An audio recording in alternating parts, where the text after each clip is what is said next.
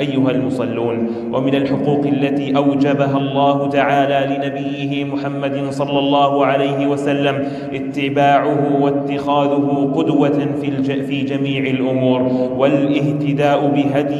والاهتداء بهديه حيث الهدى والنور.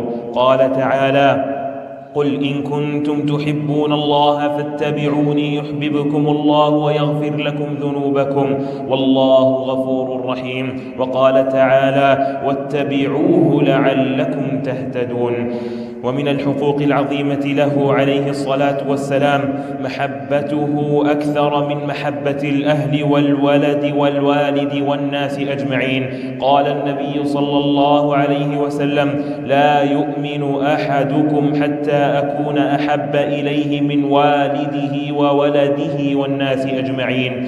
ومن ثواب محبته الاجتماع معه في الجنة بمنزلته، فقد سأله رجل عن الساعة فقال صلى الله عليه وسلم: ما أعددت لها؟ قال: يا رسول الله، ما أعددت لها كبير صلاة ولا صيام ولا صدقة، ولكني أحب الله ورسوله. فقال: فأنت مع من أحببت.